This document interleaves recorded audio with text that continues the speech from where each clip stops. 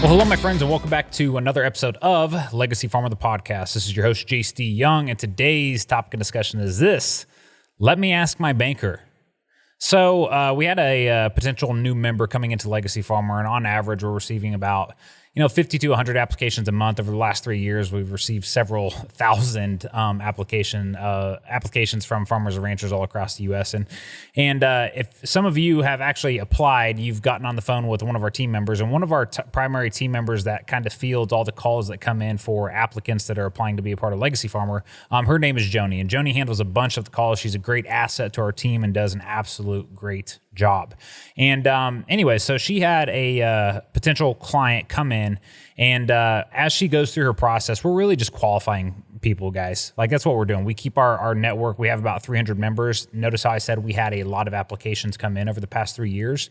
Well, that's because we are interviewing everybody before they come in to make sure the core values that they have and that we have as a company and that our network has, because we have 300 members, I want to make sure that the core values all align. And if somebody's not a good fit for our network, we will straight up tell them that. Because the thing is, you let one bad apple inside of a network, all of a sudden it just destroys the value for everybody else. It's no different than, having a team of 10 people and you have one person that is really the bad apple. It completely bleeds over into everybody else and your entire team and your entire organization. So you just gotta protect what you're building, right? And so that's the reason that we go through and we have these applications, we have these interviews with all these members that are requesting to come in.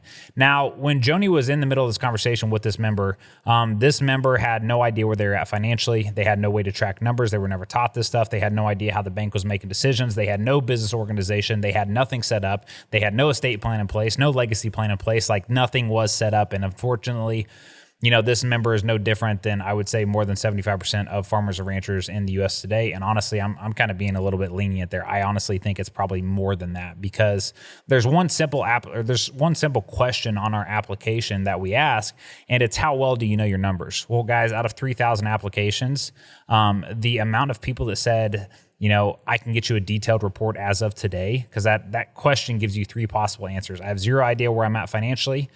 The second one is, I kind of know, but not at the level I'd like to know. The third one is, I can get you a detailed report today. The number of people out of 3,000 applications that have actually said, I can get you a detailed report as of today, less than 100, guys, less than 100. So this is a massive, massive problem in the industry. So this member was no different from any of the other members that we brought in. They were looking for, getting some business organization structure. They wanted to get systems and processes in place. They wanted to know their numbers and everything like that. Now, at the end of the conversation, this prospect made a pretty powerful statement, and it's a quick statement, but the weight that it carries is pretty big. Okay, now once they went over the investment that we charge to be inside a Legacy Farmer, and talking about, okay, this is what we'll do, this is your game plan, this is what we're going to help you get set up and everything. The immediate response was, well, yeah, this sounds good. I just got to double check with my banker.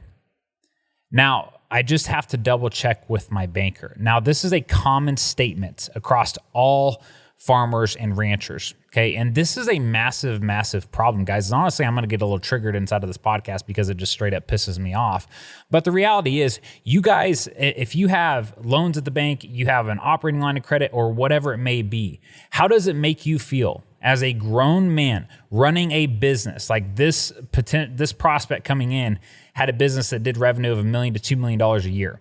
But yet I have to go get permission from my banker at my local hometown bank to invest money in order to advance my operation to the next level. Like, guys, this is terrible, and I get extremely triggered by this, because here's the deal. You guys are the business owners. I am not going to go ask permission from my banker, who is somebody that makes $60,000 or $70,000 per year, works 9 to 5, gets weekends off, gets holidays off, and then when they go home, they don't think about business anymore. They're thinking about what's going to happen for the weekend, what game's on tonight, or whatever that may be.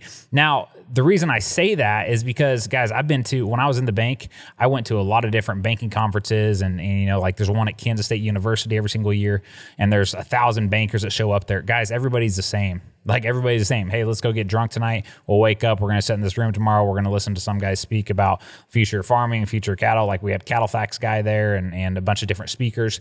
And the thing is, guys, they don't take it as serious as you do. And so here's the deal. I am not going to go ask permission about making an investment inside of my business to overall make the life of my family better. Okay, I am not going to take advice from somebody who is an employee who has a 401k, who works 9 to 5 and then goes home and doesn't think about business anymore. Because as business owners on our end, guys, I don't stop thinking about business. I'm always doing stuff. I'm always thinking about things because I'm the one taking the risk. Your banker is not the one taking the risk. And unless somebody is on the game or on the field with me and in the game, then I may take their advice. But I'm not going to go get permission from somebody sitting in the stands. It's like Tom Brady going up to a fan and asking for permission to run this play.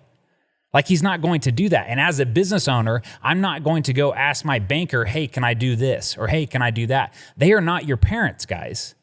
They are not your parents. And if some of them are acting like they should be, and like you should be coming to them and you should be asking for permission to make transactions inside of your business, and overall, the transaction is to improve your business overall.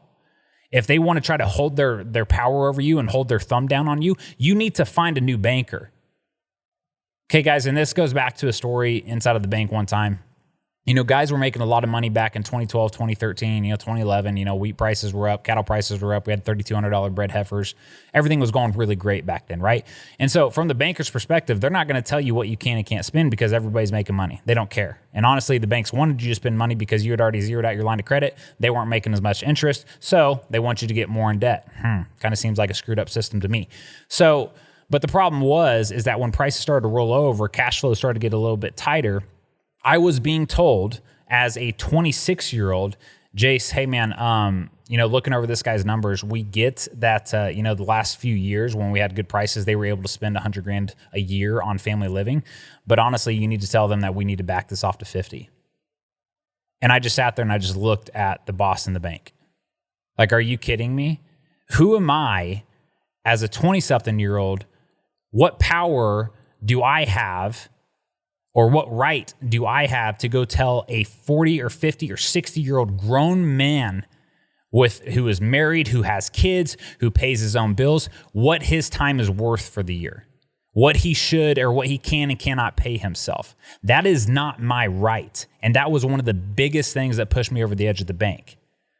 It's a completely screwed up system, but the principle is the same, just like this member going and asking their banker, hey, can I invest in this? Can I please, Mr. Banker, who makes $60,000 a year and goes home on every single night at 5 o'clock and has no risk or any stresses in life? Can I please spend some money on this? Can I invest in my business for this? No, guys, that's not the way this world should work. And the reason inside of Legacy Farmer, I focus so much on helping all of the members get their numbers structured and organized with Farmer Metrics. And then on top of that, I am training them exactly how the bank makes decisions, how the bank operates, how the bank makes money, because I am sick and tired of farmers and ranchers, 40, 50, 60-year-old men getting run over by their bankers who take no risk in their life. Now, are all bankers the same? No. Some of them have their own operations on the side. Some of them have different businesses they're involved in. That's great.